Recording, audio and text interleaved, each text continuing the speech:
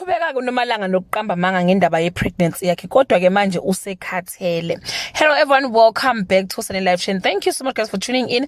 I'm here to update you of what's going to happen on Sibongile and the Dlamini from the 27th to the 29th of May 2024 on Monday.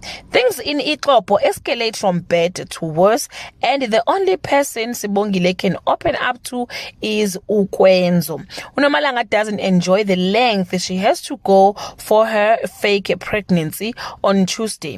Udeliwe guys is feeling the strain from the event of the last few days, and Sibongile's scratchbook goes missing on Wednesday.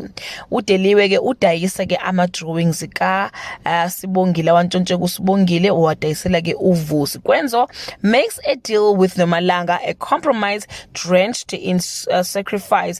Wenzeni accept defeat after her cooking mishap. Well guys, that's all I have for today. You can leave your comment below and share your opinion. Bye. Uyaqhubeka kuNomalanga